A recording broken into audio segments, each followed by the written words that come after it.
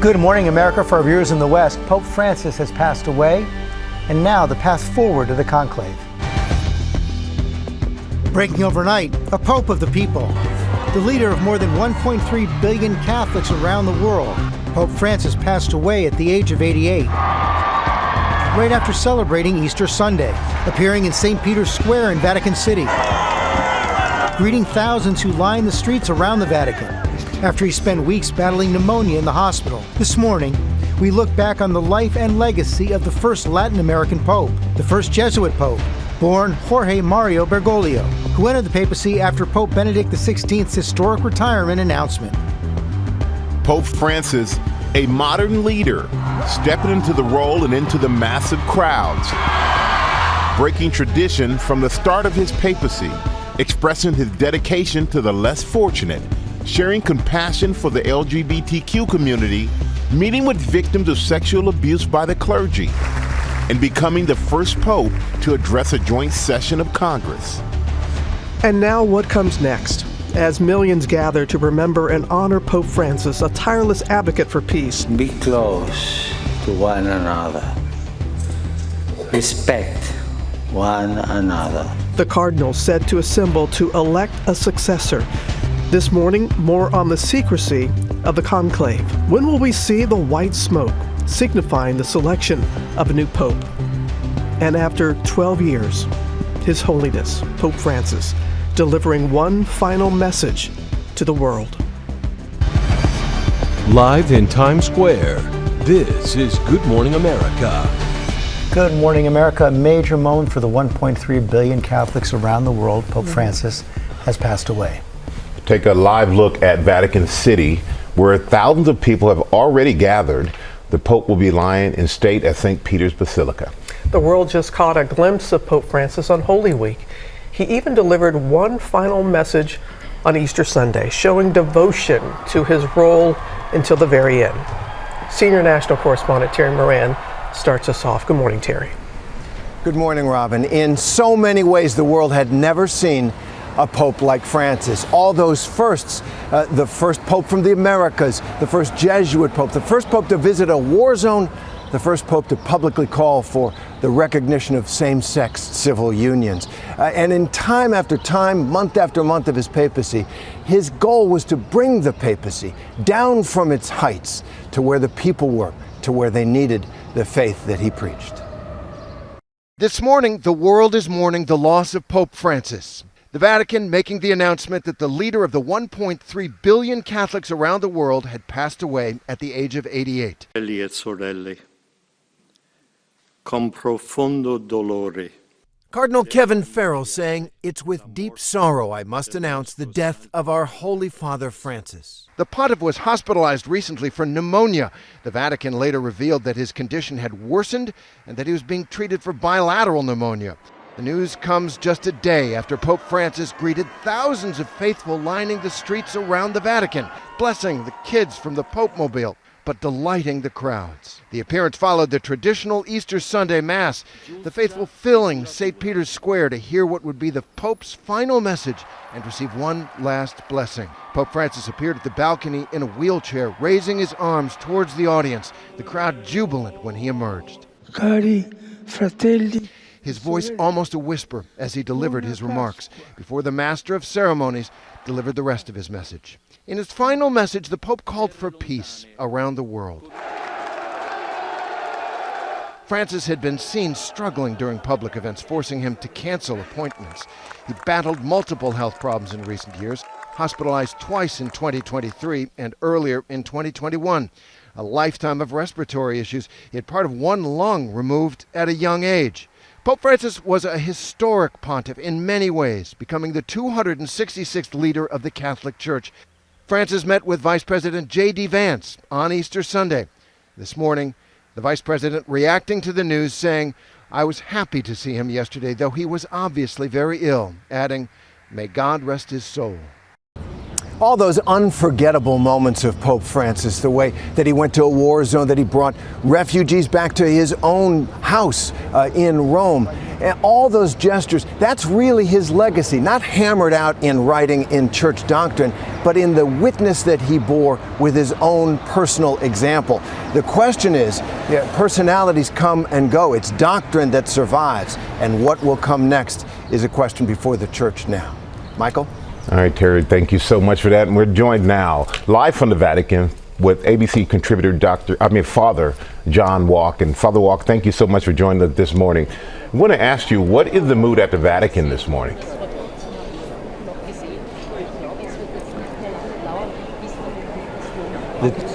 The feeling in St. Peter's, I think, is one of surprise. People are a bit stunned that this news of the Pope's passing should come immediately on the heels of Easter Sunday, when we all watched the Pope give this blessing from the facade, the loggia of St. Peter's Basilica, blessing the city and the world. In a way, it's a very fitting ending. Obviously, the last act of a papacy is a blessing to the entire world. But today, which is a national holiday here in Italy, Pasquetta, the little Easter, when people go on picnics and they enjoy the spring weather, there's a tone of sadness, obviously. People are united in mourning the passing of Pope Francis, who is the father to well over 1 billion Catholics all over the world. And we could feel that sadness here as well in the United States. And just yesterday, we saw the Pope on Easter greeting people, blessing followers in St. Peter's Square, riding through the crowd in the Pope Mobile. How surprised were people to hear the news of the Pope's passing just a day later? Well, I think, this is a Pope who worked very hard. He worked up to the very end. He gave everything. And even though people knew that he was quite sick, that he had come close to dying while he was in the hospital, it also was a surprise. I mean, I've been telling people for a month now that the Pope could pass away at any moment. We really don't know. And yet, when I heard the news, it came as a great shock, and I felt stunned myself. And right now what we feel here in Rome is a great unity around the Pope. People praying for the Pope, people coming to the square, flocking from different parts of the city to be here, to be together, to pray and to recognize Pope Francis. Well, Father John Walk, thank you so much for your time this morning. We really appreciate you. Thank you. George? Okay, Michael. Pope Francis's 12-year pontificate started in historic fashion right after the shocking retirement announcement from Pope Benedict XVI. And Pope Francis surprised many as he brought the church through a time of change. When he emerged onto the balcony at St. Peter's Basilica in 2013, Buonasera. few expected a pope who would so radically transform the papacy, injecting a new wave of optimism into the Catholic Church. Jorge Mario Bergoglio made history as the first pope from Latin America and the first Jesuit. He grew up in Buenos Aires, Argentina, the son of an Italian immigrant. He was an avid soccer fan who loved dancing the tango. An infection in his early 20s required the removal of part of his lung, which left him vulnerable to respiratory illnesses. After studying chemistry, he went to the seminary, becoming a priest when he was 32. As a cardinal in Argentina, he sold off the church mansion, cooked his own meals, and rode the subway while helping the poor. So it seemed fitting that the new pope would take his name from St. Francis of Assisi, who dedicated his life to caring for the poor. He was the first pope who refused to wear certain traditional papal vestments, instead choosing simple white robes and black loafers. This pope carried his own bags, paid his own bills. He was also the first pope not to live in the lavish papal residence, rather a small, modest apartment. Pope Francis brought change from the start. Before creating the world, Dios amaba. God loved. Porque Dios es amor. Because God is love. Instead of washing the feet of fellow priests on Holy Thursday, in a sacred rite that reenacts Jesus' washing the feet of his disciples, Francis chose juvenile prisoners, women, and non-Catholics. When ordinary Catholics wrote him letters of despair, he telephoned them personally. And this pope was determined to reach out, often riding in an open-air Pope-mobile, wading into the crowds, greeting children, blessing the disabled, and posing for selfies. His extraordinary connection glimpsed during scenes like this. In Rio, a rock star welcome. millions flocked to Mass on Copacabana Beach. For many Catholics, the message was long overdue. Shift focus from the hot-button issues like abortion, gay marriage, and contraception toward a more inclusive church. The shift in tone, however, brought no change in doctrine. Francis called for a larger role for women in the church. At the same time, he reaffirmed church opposition to women priests. He took steps to express compassion for the LGBTQ community while holding fast to the church's strict teachings. In a stunning declaration, Pope Francis said that laws criminalizing homosexuality are unjust. Somos todos hijos de Dios. We are all children of God, he said, and God loves us as we are and for the strength that each one of us has to fight for our dignity.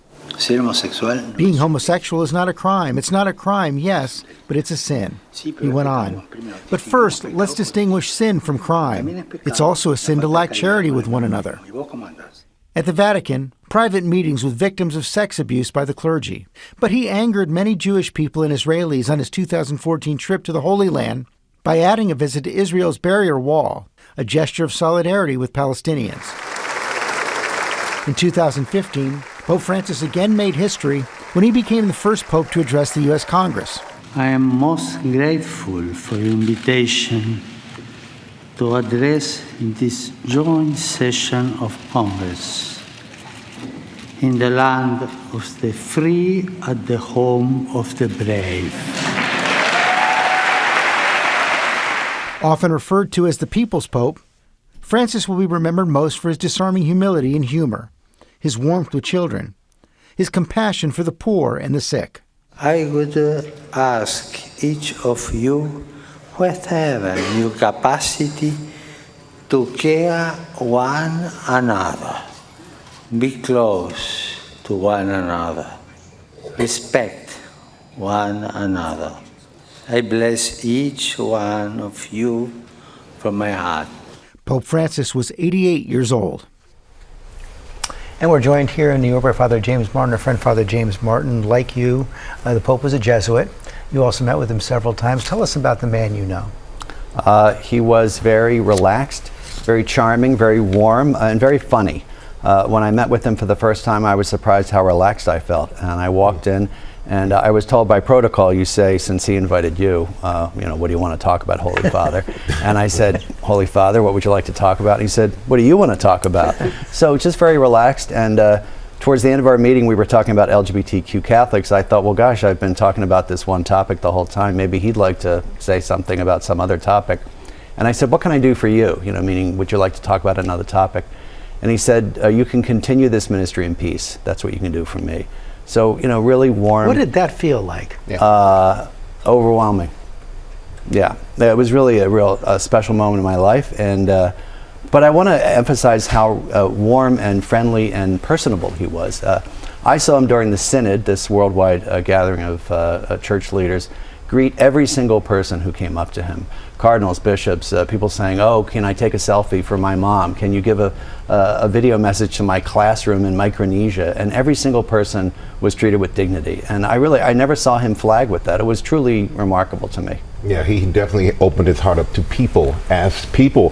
One of his most famous quotes is, who am I to judge? Yeah, it's incredible. That was in response to a question in a papal press conference aboard an airplane about gay priests, right? What about these gay priests?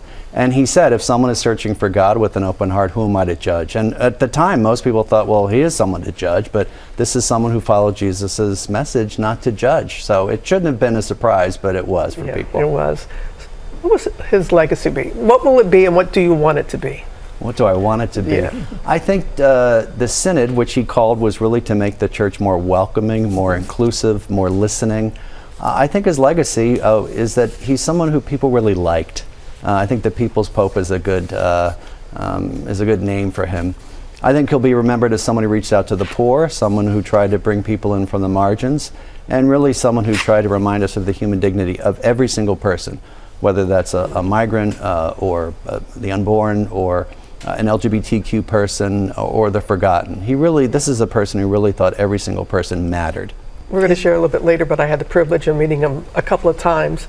And the first time, in greeting him and saying, I'm from America, and his response, pray for me. Oh, yeah.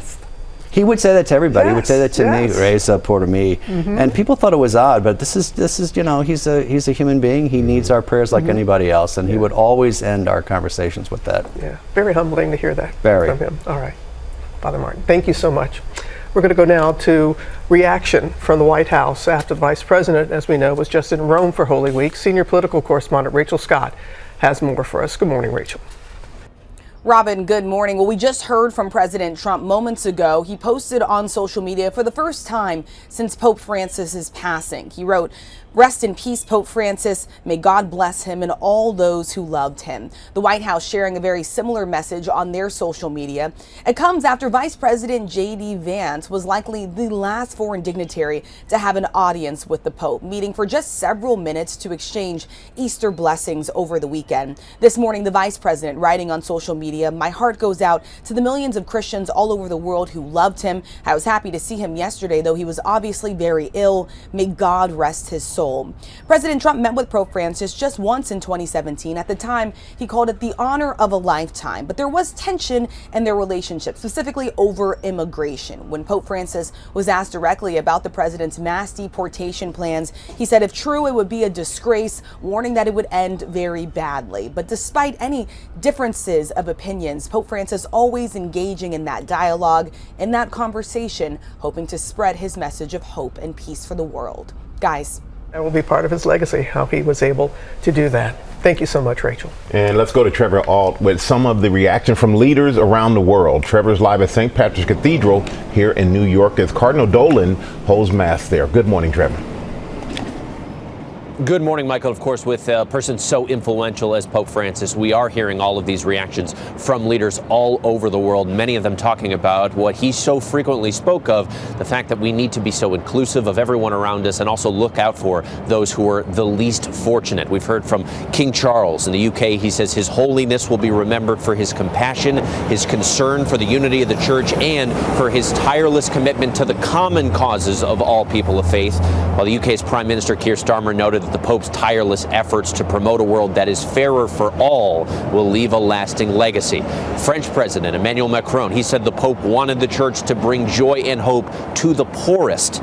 And in Italy, the Prime Minister says that the Pope, he asked the world once again for the courage to change direction, to follow a path that does not destroy but cultivates, repairs, and protects. And of course, here in the United States, one of the most prominent Catholic leaders is Cardinal Tim Dolan. He is in the midst of a Mass right now here at St. Patrick's Cathedral, speaking in part about the Pope. We expect he's going to take some questions from the media, both about the legacy of Pope Francis and where the Catholic Church goes from here, guys.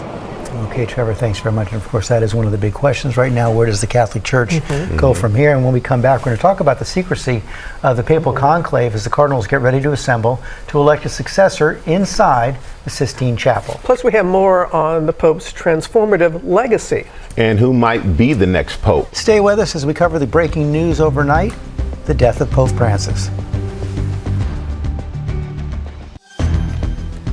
Back here on GMA, and you're looking live at Vatican City. As you can see, thousands are gathering there after the news of the death of Pope Francis. He was just seen on Easter delivering one final message, calling for peace around the world. Yeah, and now the path forward to the secrecy of the conclave as millions gather to remember and honor Pope Francis. The cardinals are set to assemble to elect a successor inside the Sistine Chapel.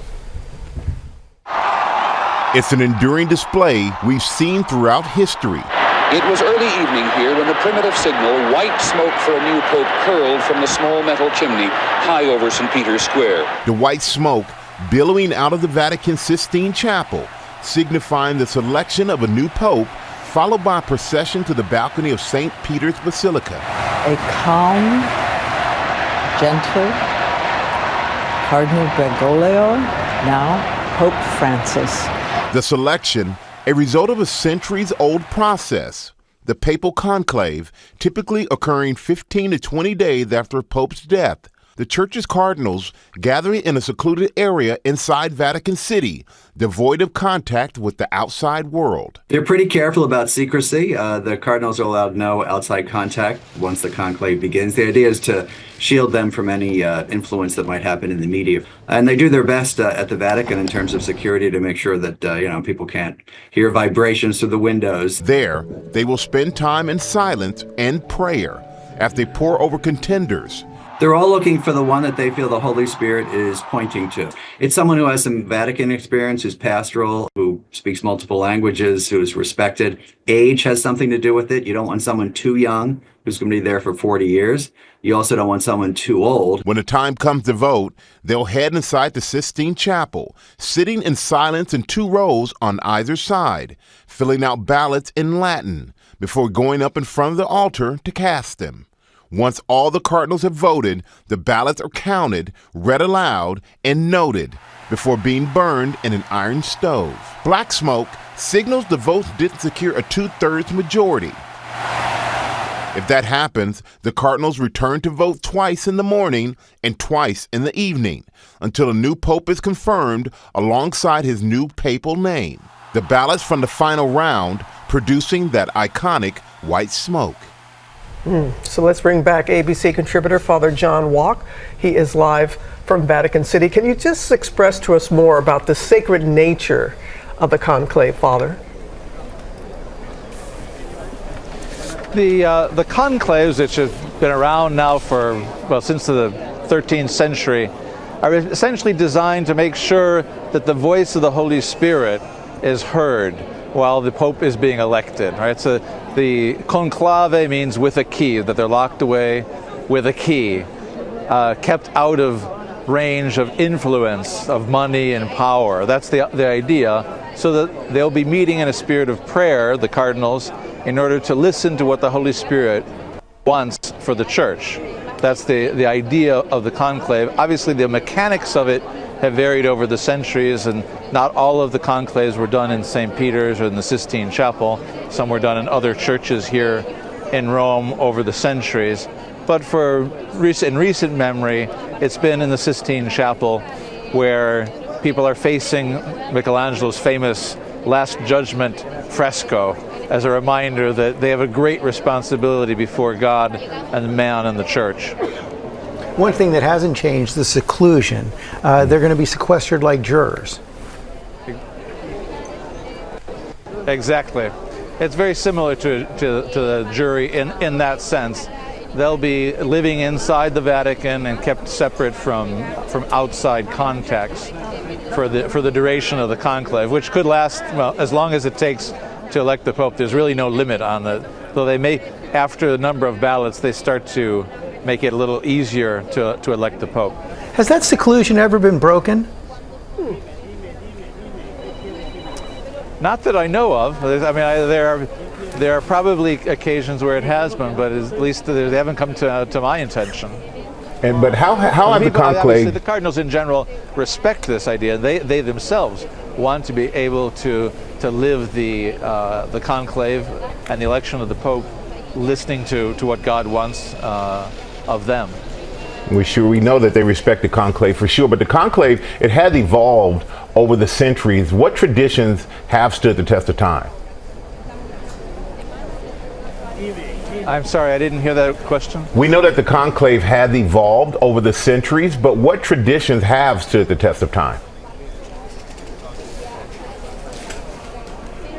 The many traditions, obviously the white smoke, etc., that is very much part of the conclave now, a way of making public the results of the election, the changing the room of tears, where the Pope, once the Pope is elected, he goes to a room where the cardinal changes his clothes.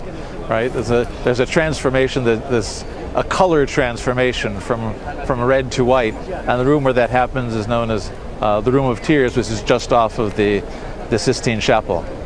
And Father, what about the role of the Pope? How do you think the role of the Pope has changed here in the modern era compared to centuries past?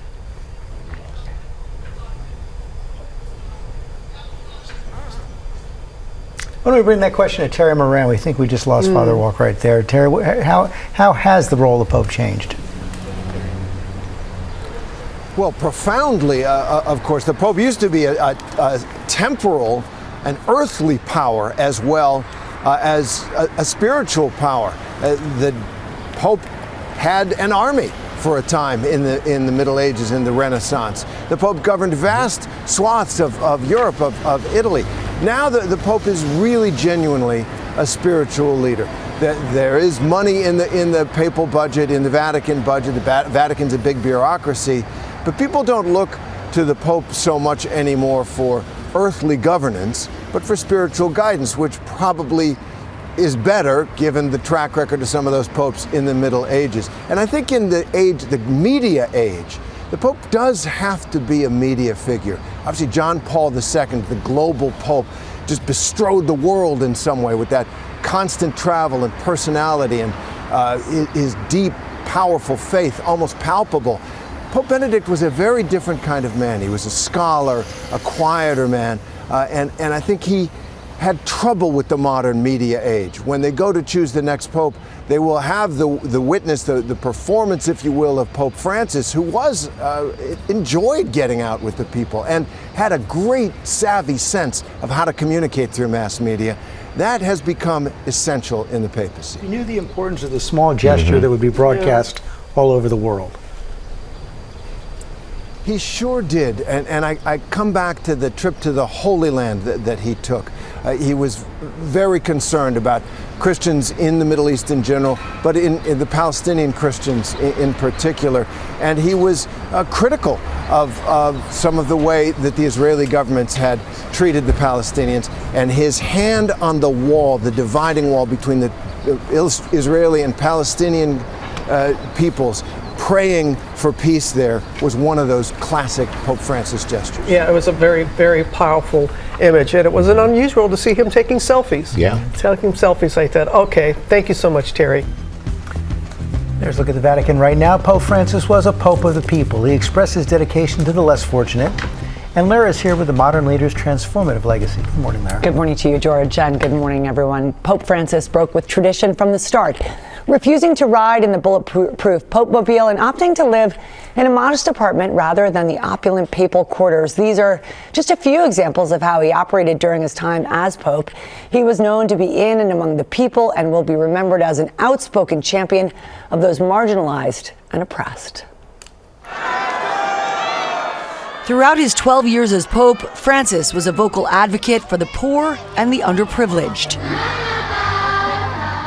even turning a 4-story Vatican-owned building into a homeless shelter. And for Holy Thursday, the Pope often performed the annual ritual of washing and kissing the feet of people on the margins of society, such as prisoners, refugees, and the homeless. I think his biggest achievements were focusing the church on the poor. It always has been, of course, but really using like a laser-like focus to focus on people like refugees and migrants. Many saw his papacy as the start of a new era for the Catholic Church, marked by greater inclusion and acceptance. On a flight back from Brazil in 2013, the Pope told reporters, "If a person is gay and seeks God and has goodwill, who am I to judge?"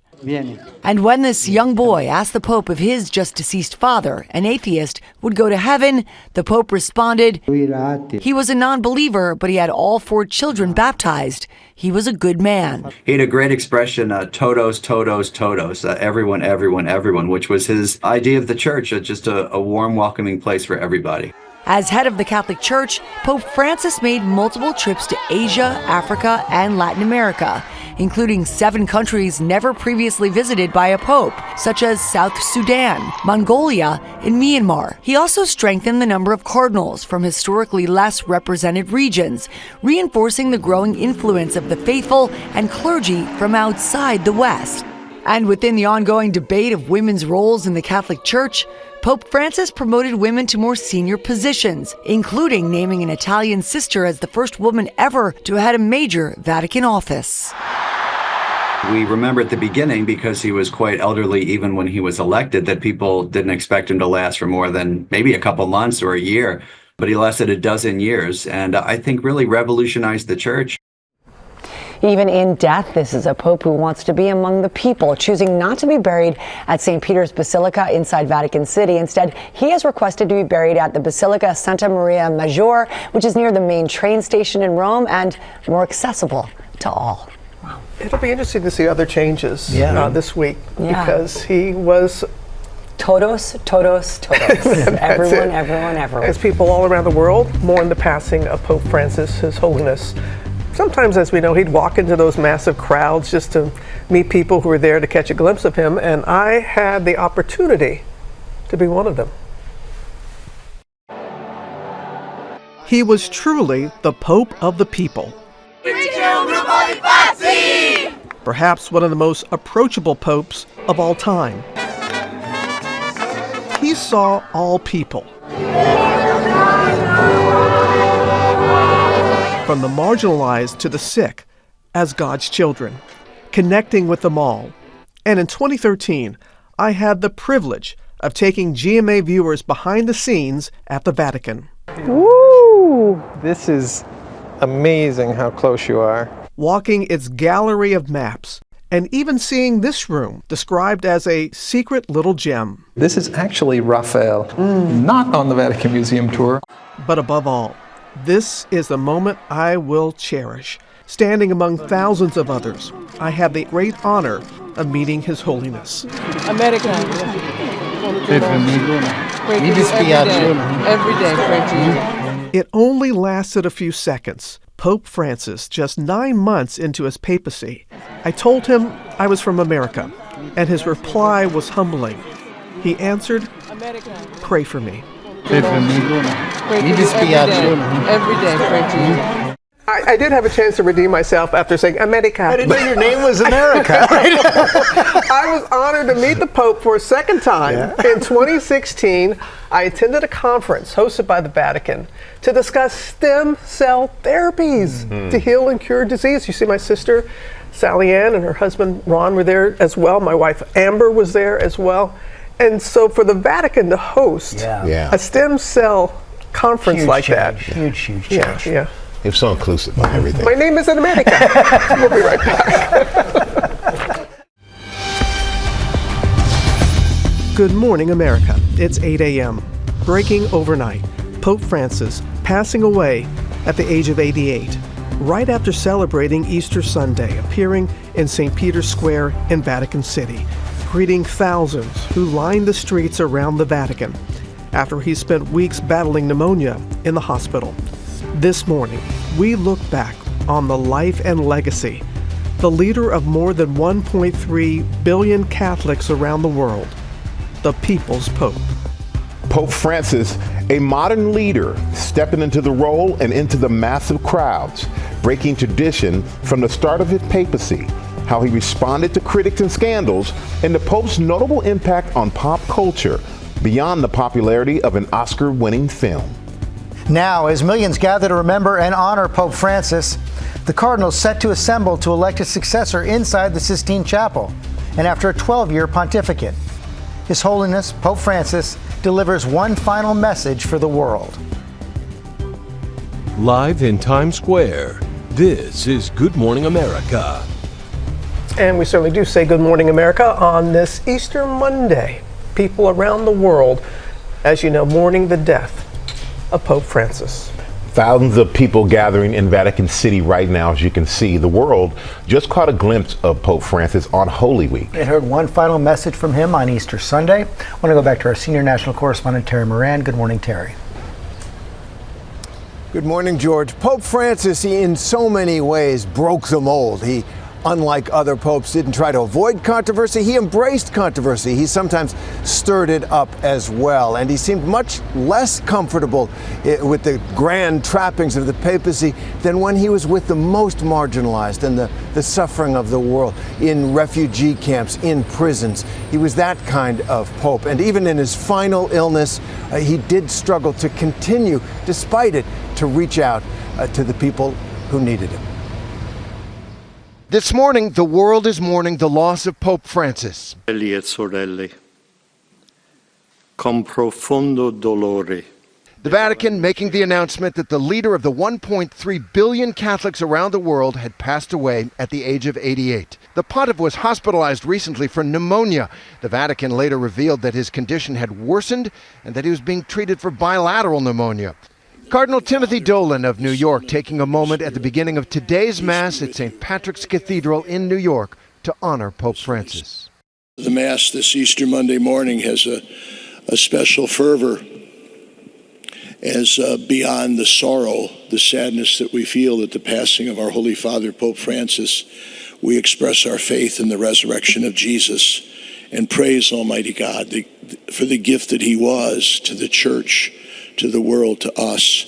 The news comes just a day after Pope Francis greeted thousands of faithful lining the streets around the Vatican, blessing the kids from the Pope Mobile, looking frail but delighting the crowds. The appearance followed the traditional Easter Sunday Mass, the faithful filling St. Peter's Square to hear what would be the Pope's final message and receive one last blessing. Pope Francis appeared at the balcony in a wheelchair, raising his arms towards the audience, the crowd jubilant when he emerged. Cari fratelli.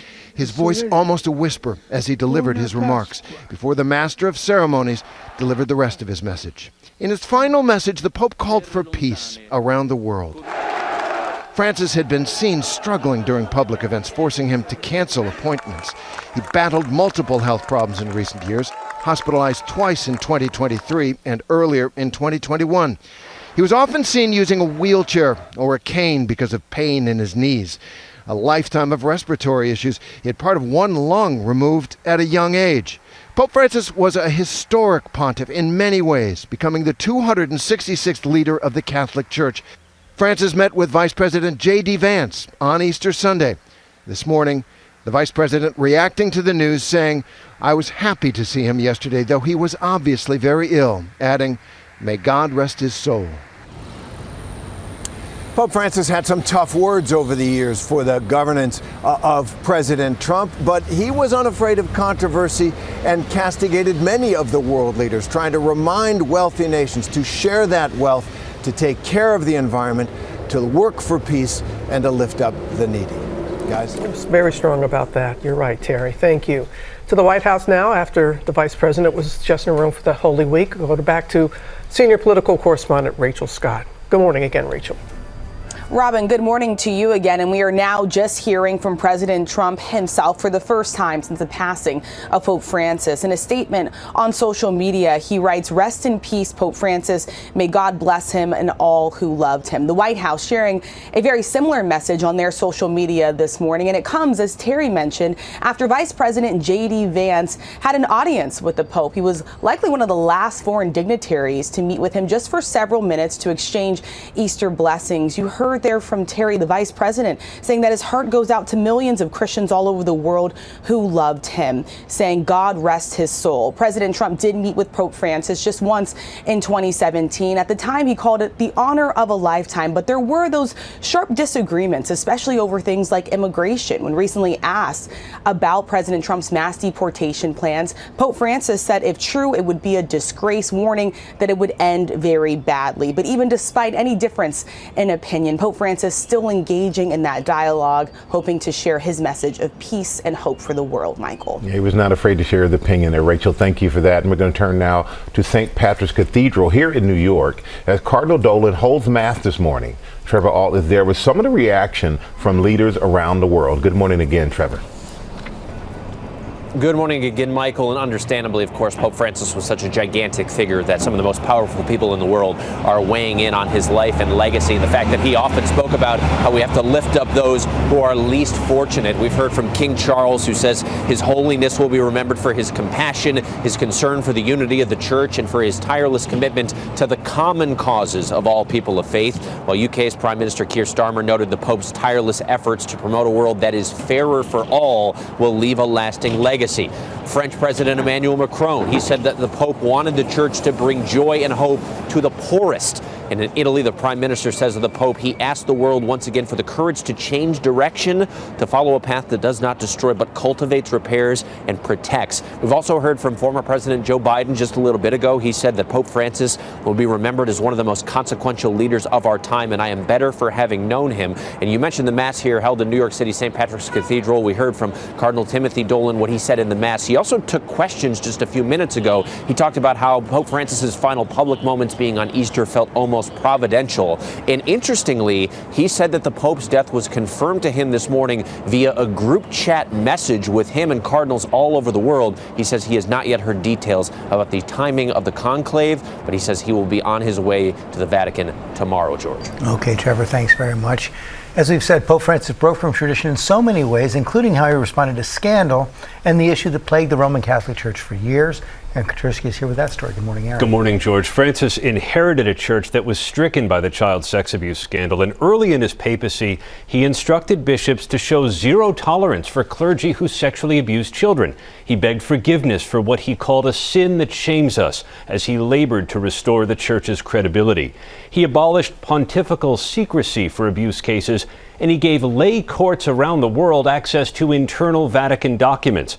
Francis also aligned the church with a more modern understanding of sexual abuse, acknowledging how adult seminary students as well as children were victimized. The Pope defrocked the former Archbishop of Washington, D.C., Theodore Cardinal McCarrick, but he faced criticism for his handling of other abuse cases. Overall, though, Francis sought to make the Roman Catholic Church more welcoming, more global, and more collegial. He appointed nearly 80% of the cardinals who will choose his successor, and the question now is whether they opt to continue the path of Francis or whether they prefer the nostalgia of a more traditional past. Yeah, what a change he made with all those appointments. Okay, Aaron, thanks very much. Truly was a game changer. All right. Coming up in our GMA morning menu, much more on the Pope, including his pop culture impact around the globe. That's coming up right here on GMA. That is a live look at the Vatican this morning. The world, of course, is reacting to the news that came early this morning of Pope Francis' death. And we want to go back to our senior national correspondent, Terry Moran. Terry, you traveled with the Pope. What was he like up close? George, he was great to cover. He was just a great Pope to cover because he made news, right? He was somebody who spoke off the cuff, that famous statement on the plane, two reporters on the plane, when asked about gay priests. He said, if somebody loves God and is doing their best to be good in life, who am I to judge? It was just shocking to people.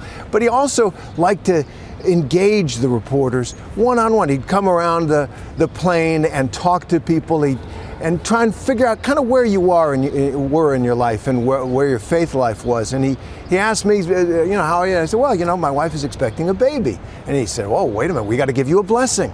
He said, a blessing for you and your wife. And he clapped me on the shoulder and laughed, and he said, and for the baby too. I tell her that. She's 8 years old now. And that was the kind of almost a normal guy, which is a strange thing to say about the Pope, but he had that quality of shedding the power to encounter people one by one, whether it was a reporter on the plane or the sick or the people in prison that he visited. It was very direct. We've been showing those pictures of you and him on the plane. It looked like a pretty animated conversation. Was that the one where he asked about your baby? Yes, it was, and you could see the happiness he had. He spent a lot of time, as a parish priest, basically. So he did a lot of confessions and baptisms and all that, and treasured it, you could see. He was known as. He also, though, had his conservative critics, Terry. He wasn't afraid of that either. No, he wasn't. In fact, he took on the people who were shocked by the way he opened the ministry of the papacy to gay people, to people who were in prison, to people of different faiths, to Muslims. That disturbed a lot of people. They thought he was going too fast and too recklessly, given what Catholics believe is the treasure of the truth of their doctrine. He wanted to push farther and faster to welcome more and more people who had been either lost to the church or who were not part of it. And I think that really concerned a lot of people. They thought that he was not a pope who was true to the doctrine of the faith, but who was kind of performing a papacy that was too loose and threatened the stability of the church itself. And Terry, with that being said, is there a sense that the church will seek a new pope who carries on the legacy of Pope Francis, or will they go more and more traditional? Yeah, that's the great question, Michael. Now, the Pope has appointed two-thirds, more than two-thirds, almost 80% now, of the cardinals who will vote for the next Pope.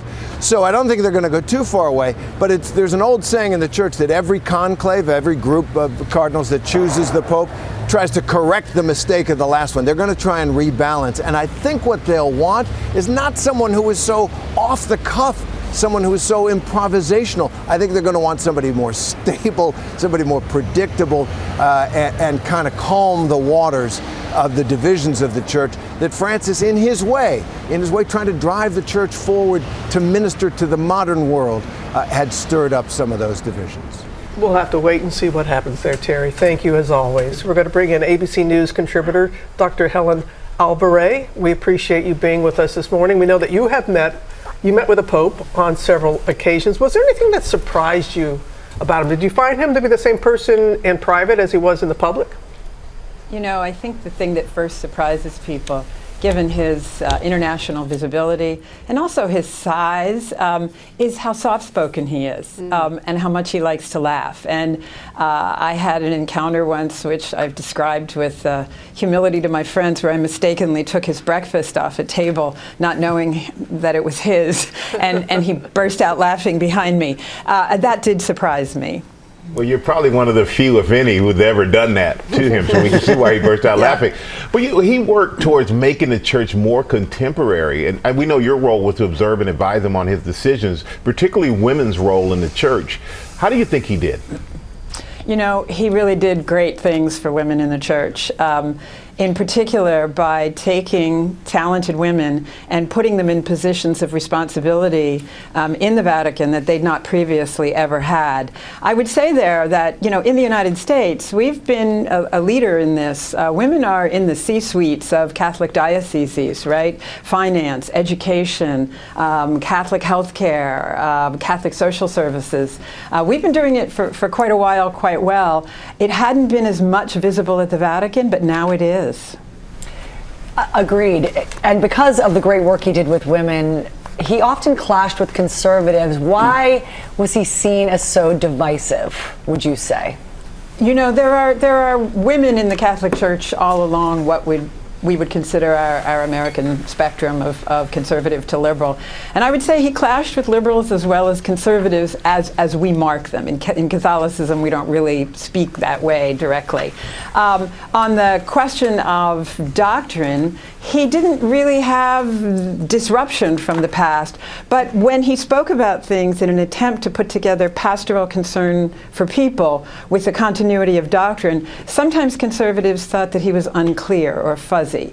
On questions regarding the family, on questions regarding the prompt and effective handling of sex abuse, conservatives were disturbed by that. Sometimes I think they also felt that he spoke politically as distinguished from theologically. And then, of course, the world has difficulty distinguishing between a remark made on an airplane or in front of the press anywhere and actual doctrine of the church. And sometimes these things were surprising or confusing, sometimes to liberals, sometimes to conservatives. It seems like more than anything else, the cardinals who chose him were searching for a pastor. And so much now stands before the church, and as they decide what will they be looking for in the next pope, what do they want the most? Yes, I think you're really correct that they were looking for a pastor, but also someone who was going to be super firm regarding internal curial reformation, which I think he really did make a big start on. It's really hard to know, and we believe this resides in the mind of the Holy Spirit, what cardinals will want going forward. They often want to look not only at the problems in the church or the opportunities there, but the problems and opportunities in the world.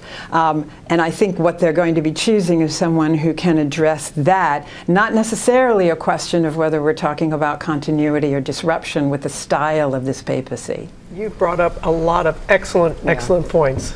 We appreciate your insight. Thank you so much. Thank you so much. Have a wonderful day. Now to Pope Francis and his pop culture impact around the globe. We know, Larry, you have that for us. I do indeed. Good morning to you. Pope Francis, often referred to as the People's Pope, his reach extending far beyond the Catholic Church. He embraced social media to spread his message to the masses, and his story was immortalized through books and on the big screen. This morning, the 2024 award-winning film Conclave is back in the spotlight after the passing of Pope Francis. I think you should gather up the Cardinal's notes. With art imitating life and now life imitating art. Our new Holy Father will make a much better Pope than I would ever have done. As a new pope will be selected to replace Pope Francis. But long before Conclave made headlines for its look at the secret inner workings of the papacy, Pope Francis was already making plenty of pop culture headlines of his own. He was named Time Magazine's Person of the Year in 2013, before gracing the cover of Rolling Stone magazine in 2014. In 2016, Pope Francis became the first to join Instagram with a simple request writing, "Pray for me." That post delivering 1 million followers faster than anyone had before him. Los grandes eventos deportivos como el Super Bowl. The Pope then making history again by delivering a special opening message for the 51st Super Bowl in 2017. His own life story even inspiring the 2019 biographical film The Two Popes, which explored his humility, humanity, and a hope for a changing, evolving Catholic Church into the 21st century. The right person. Church needs to change, and you could be that change. It could never be me. And ultimately, his legacy is one of humility. His goal, to live a life of service, guys. He definitely did that. Yes, he did. Definitely did that. Thank you, Lara. You guys stay right there. We'll be right back. Welcome back to GMA, live from Times Square. And welcome back to Our Home, our Earth Week campaign to spotlight efforts to protect, restore, and celebrate our planet.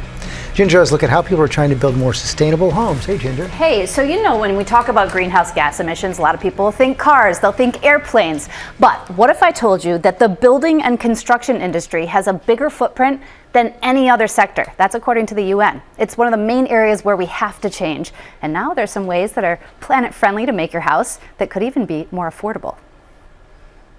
This little house on the University of Maine campus is cozy and cute. But it wasn't built by a construction crew. It was printed. In Maine, we produce about 1 million tons of wood waste every year in our sawmills. So we thought, how do we take that wood waste into something very valuable? That something is BioHome 3D, a 600 square foot home developed by the Advanced Structures and Composite Center at the University of Maine, using pellets made from just 2 ingredients, wood waste and corn resin. A house like this takes only a week to create from soup to nuts, and it's recyclable. The 3D printed walls can be broken down and reused to print something else. The more machines you put in, the more you can produce. So it is actually very scalable. This year, the center is partnering with a nonprofit to print 9 biohomes for people that need affordable housing. They'll all be 3D printed and gorgeous, and we'll have people who had been chronically homeless living there with support. Another company developing eco-friendly housing is Renco, short for Renewable Composite, using interlocking bricks made from recycled materials. It's all interlocking like a Lego, so all the pieces have this same top and bottom component here, and they fit together as easy as that. The company says that its material is stronger than concrete, fire-resistant, and designed to withstand a Cat 5 hurricane. And its most recent project, a 96-unit complex in Palm Springs, Florida, was built in just 8 weeks. So if you've ever played with Legos and you've got a child, say under 10 years old, and you've got those basic Lego kits, if you can do that, you can build an apartment building, you can build a house. Wow. You can build anything. Those biohomes in Maine are being tested and monitored, and in the 3 years since they've been standing, even through the tough Maine winters, they are performing like a normal house. Great. Unlike wood and concrete used today when you want to renovate or start over, every single part can be broken down and reused, which is huge because not only is construction a huge greenhouse gas emitter, but it's producing 1/3 of the world's waste. Wow. So this is going to be a game changer. Boy, that changes everything. Fascinating. Yeah, and it's exciting. Yeah. And you said it can be a little more economical as well. Well, that's the hope, is that as soon as everybody starts doing this, we could get this affordable to the point of like under 100. Wow. And how about the Lego and the apartment building? Is and then incredible. You don't need specific skill. You can do it with pretty much anyone, anywhere, and do it super fast. Wow. So even post-disaster, think about that. How quickly you could help people. Oh, Ginger, this is great news. Yeah. Thank you for sharing that. We are, over the weekend, there were so many stars, there were creators, there were fans of the Star Wars universe. They were all gathered together in Japan for Star Wars Celebration 2025. You know who was there? Eva Pilgrim with the headlines from the event. She's still there. Good morning to you, Eva. Good morning, Robin. As the ever-wise Yoda says, do or do not. There is no try. And the Star Wars Celebration did the thing, building excitement about what's to come in a galaxy far, far away. The Force is strong and ever expanding. Anakin will be back for season 2. Wow! My movie is going to star Ryan Gosling. A new movie coming to the Star Wars universe, Starfighter, starring Ryan Gosling. This time period post Episode 9 has not yet been explored in movies and shows, and so to bring that to the screen feels like a huge opportunity. This is the way. Fan favorite The Mandalorian and Grogu jumping to light speed, arriving on the big screen in May of next year. Let's show you what we've been up to. Is that all right if we do that? So you guys actually got to show like a little secret clip here that other people don't get to see. Yeah, because this is every 2 years, and we're coming out in May of 2026, Memorial Day. So these people are very dedicated, and it's good to come out with some of the cast and to say hello, but they always love to take a look. I'm a person, and my name is Anakin. Trust me. You lost. The Chosen One returning to Ahsoka. Hayden Christensen is back as Anakin Skywalker. When they called you to say, hey, will you come back and do this again, play Anakin again, were you like, okay? Yeah, what was the reaction? I was thrilled. I had people asking me for a while if I was going to come back to Star Wars, and I didn't really think that there was a version where that could happen, just because at the end of the first 6 films, Darth Vader dies. Anakin never got to finish my training. You guys are leaving from here to go start filming for season 2. Yeah, we'll have 4 days actually when we hit the ground, so then start filming. Is there anything that surprised you so far? Obviously, there was a lot of, we had that ellipses at the end of our show. There was a lot of cliffhangers there. I know that was like such a tease for so many people to just see them standing next to each other and, like what happens from there. Welcome to the rebellion. And it's the end of the journey for Andor, the cast emotional and nostalgic as season 2 marks their finale. You know what, this guy was allowed to improvise because his face was going to be replaced, but not ours, So that make it hard working with him? Impossible sometimes.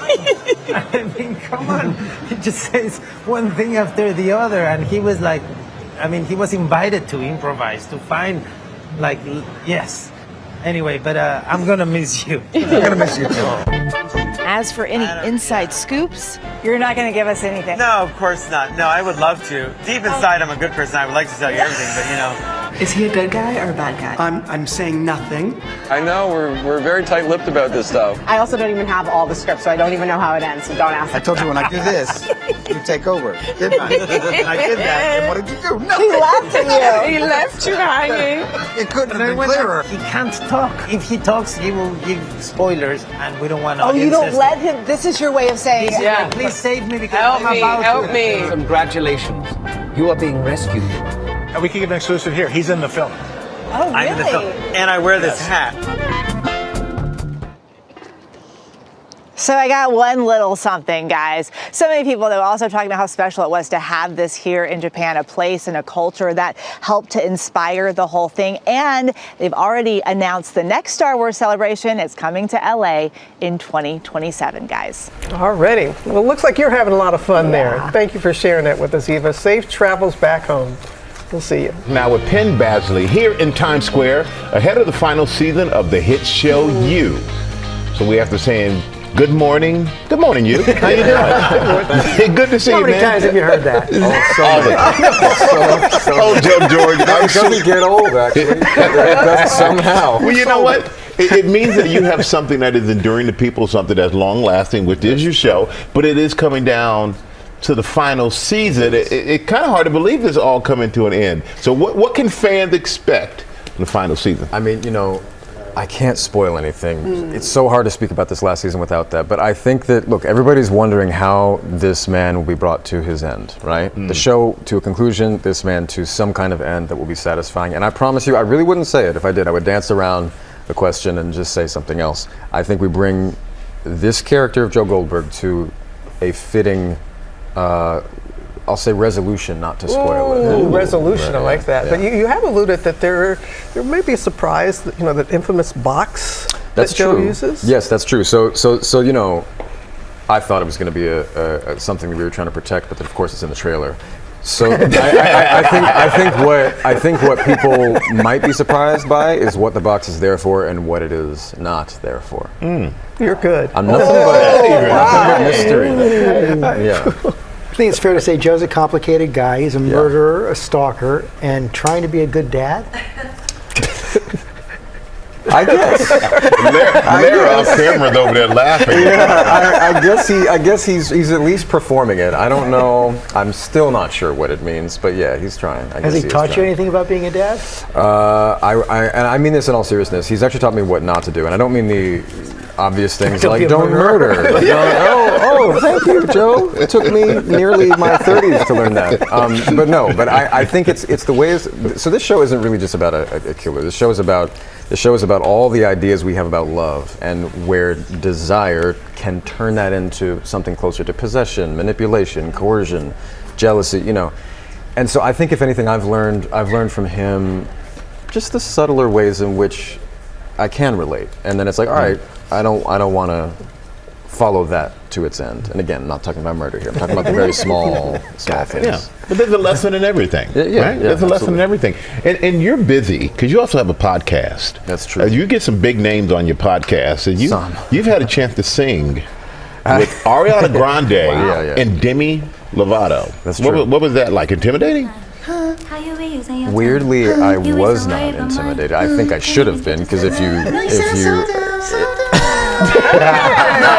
it's both of them I tried without any rehearsal to harmonize with in a real falsetto too, and you'll notice there's cuts in both of them. What I cut out was my complete fumble with the harmony there. Let's take a look at the clip. Is it true what Christian said? Here's the conversation you've been dreading for years. Honesty is the best policy, but you two were once a kid who was introduced to the concept of murder too soon. He's never gonna hurt us again. You'll tell him the truth one day. But for now, you'd rather preserve your son's innocence for as long as possible. It's a voice like Fair that. point, But, yeah. but you and your character, you got to do a lot of changes with the hair and his beard or not the beard, or do you have a preference in the look? If I'm playing that character, I think I like it to be far from me. I'm never clean shaven. So for Joe, I'll go clean shaven. Okay. I think he's best that way. But if there's any attribute of Joe that you're going to take with you when this is over, what would it be? His cheekbones. I think you're stuck with those, man. I really feel like you're stuck. Maybe when he's just quiet and he listens, maybe I'll no lie, that is something I can just sit and listen with utter patience, I think, because that character, that's what I do all day. You notice no lines. Yeah. There's no lines in that clip, right? Just a little internal dialogue. Yeah. Well, Penn, we appreciate you being here. Thank you for having me. Great show, man, and sad to see it come to an end, or the conclusion. Yes. Satisfying conclusion. Yes. But we love it. And you guys can see Penn Badgley in the final season of You. It premieres Thursday on Netflix. I know I'm going to be watching it. Coming up, we're so excited. We're going one-on-one with New York Times bestselling author Emily Henry. I've read every one. You will want to as well. Stay with us. I'm here with one of my favorite authors, Emily Henry. She's author of 5 #1 New York Times bestsellers, and her next novel, Great Big Beautiful Life, has been named as, get this, one of the most anticipated books of the year by not only USA Today, but also Rolling Stone, Harper's Bazaar, and the New York Times. Congratulations to you, Emily Henry, and thanks for being with us. Thank you so much for having me. So, Great Big Beautiful Life is, we know you for your rom-coms, if you will. Yeah. This is a bit of a departure. Can you share with the audience? I've only just begun it, so I can't be a spoiler, but thankfully, because I might, I get excited. But can you share with us why that you diverted a little bit and how you diverted? Yeah, of course. So the story behind Great Big Beautiful Life is that there are these 2 writers who are competing for the chance to tell this life story of this famous reclusive media heiress. But as they get closer, during the process of competing for this job, they realize that she's not telling either of them the full story. And like you said, it is still a romance. There's still a love story, but it is a departure. There's a lot of intergenerational story to unfold there. Yeah. And the truth is, like, when I fell into romance, it was because I loved how that gave an opportunity for coming of age stories. But I wanted to be able to tell a different kind of coming of age story, which with Margaret, this heiress they're interviewing, she's in her 80s and she's looking back on her life, but she's also trying to figure out what the end of her life is going to look like, who she's going to be in this next phase. And that was just really exciting to me, to have this character and then to put her into interaction with this woman in her 30s who's having her own coming of age. And the guy sounds he's very also cute and edgy and all the things. Yes.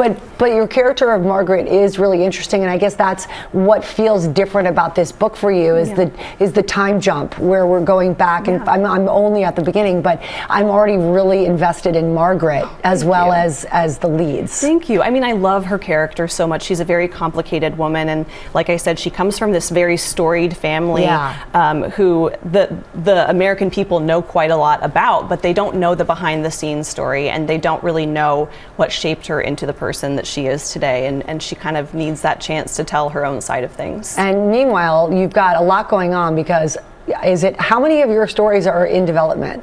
Is it every single one of them? All of them, yes. It is Guys, all of them. every single one of wild. your books is in development. Yeah. And you have one that's coming sooner than later to Netflix? Yes, that's true. And I don't have a release date, sadly, that I can share yet, but I have seen a cut of it. That's People We Meet on Vacation, and they did such a beautiful job. I think the readers are going to be so thrilled, because I was so thrilled. It really feels like they took the characters and they breathed life into them in this new way, and the characters are just forever changed in my mind now. They are. I was going to say, how is that for you? Because when I read your books, I get a very clear picture of what I think the characters are. You must as well. So how was that, seeing Netflix's or the producer's interpretation and the choice of the characters? Hard, weird? I mean, obviously that's so nerve-wracking, because it's not just me, it is my readers, and I want them to be happy. But I was lucky enough that when they first cast Tom Blythe and Emily Bader to play Alex. I know, they're great, they're fantastic. And I was able to watch their chemistry read, and that sold me on them from the very beginning. So I knew they would be perfect, and they were. And are. Well, congratulations. I can't wait. And the list is too long with all the other books, but if you're a fan of Emily Henry, many movies and TV shows coming. This one, Great Big Beautiful Life, you dedicated to your mom, and that was really important to you. Yeah. First time you've done that. It is. I have written a lot of father-daughter relationships in my books, but I haven't really done this before, where I focused on a mother-daughter relationship. And the narrating character, Alice, has this very loving but complicated relationship with her mother, because I think that is one of the most important relationships we have, and it shapes so much of us. But also, you know, when you get older, you start to realize your mom is a whole person, and so that's a lot of what this book is about, is just beginning to see the people in your life, and even, you know, public figures like Margaret Ives, see them as their full human selves. Yeah, your mom must have been pretty touched. I don't know if she's probably finding out right now, because she's read the book. Congrats, Mom. She's read the book, but the dedication wasn't in the version that she read, so she might be finding out right now. Oh, that's wonderful. That's so nice. That's like a mom's dream. Yeah. And so are you. You keep doing what you do. Oh, thank you. I hope you have another one coming soon. I'm working on it, yes. Okay, all right, good. I heard that there might be snow in our future. Yeah, I'm dreaming of that. Yes, I'm dreaming of a snowy destination. We'll see. All right. Always great to see you. Come back for the next one. I would love to. And the next show and the next movie. I'll be there. Emily Henry, everybody. It's called Great Big Beautiful Life. It hits bookshelves nationwide tomorrow. What a day, what a day, what a day, what a day. Stay with us here on ABC News for the latest on the passing of the Pope.